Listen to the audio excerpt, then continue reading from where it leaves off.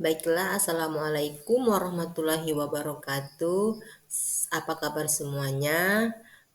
Baiklah, untuk hari ini Ibu akan menjelaskan materi kita yaitu tentang khutbah, tablik, dan dakwah.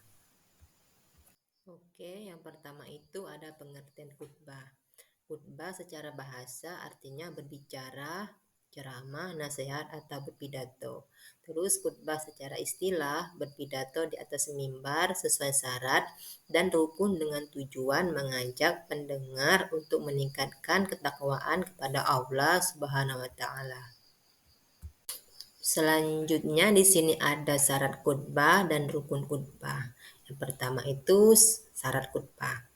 Seorang laki-laki menutup aurat, berdiri, suci dari hadas dan najis, duduk di antara dua khutbah, terus memenuhi syarat rukun khutbah dan sunnah, terus memenuhi rukun khutbah.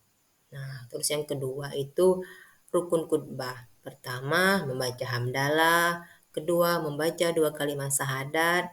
Terus yang ketiga, membaca sholawat Nabi. Keempat, membaca ayat suci Al-Quran. Dan kelima, membaca doa. Nah, selanjutnya di sini ada macam-macam khutbah.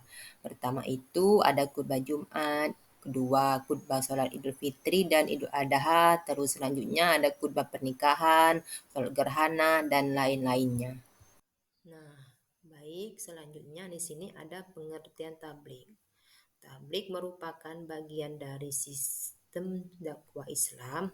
Kegiatan tablik adalah usaha menyampaikan dan menyiarkan pesan Islam yang dilakukan oleh individu maupun kelompok, baik secara lisan maupun tulisan. Selanjutnya ada syarat-syarat tablik. Pertama, memiliki kemampuan pengetahuan agama yang memadai. Kedua, memiliki keterampilan metode yang variatif. Ketiga, memiliki sifat sabar dan tidak emosional. Terus yang keempat, memiliki sifat ikhlas karena Allah. Dan yang kelima, tidak bersifat komersial. Nah, selanjutnya di sini ada pengertian dakwah.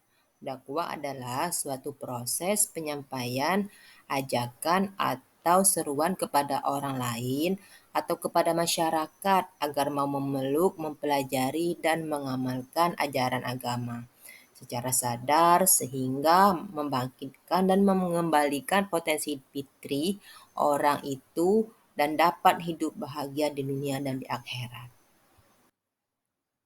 Syarat-syarat dakwah.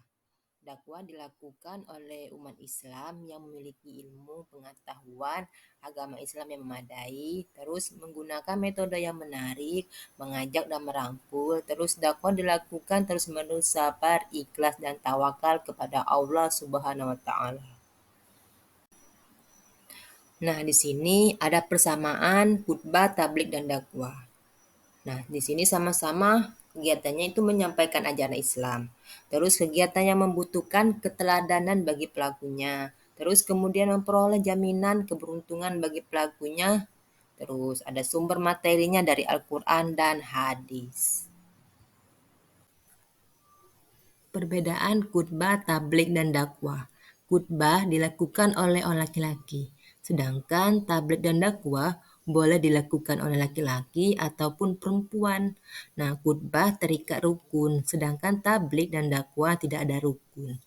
Nah, khutbah dilakukan di atas mimbar, sementara tablik dan dakwah boleh menggunakan mimbar ataupun tidak. Pelaksanaan khutbah terikat dengan ibadah yang lain, sementara pelaksanaan tabligh dan dakwah tidak terikat dengan ibadah tertentu. Nah, sifatnya itu fleksibel.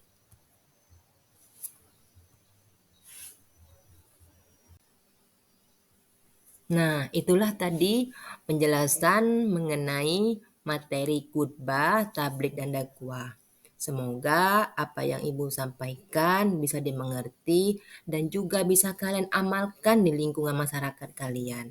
Nah, untuk itu Ibu akhiri. Wassalamualaikum warahmatullahi wabarakatuh.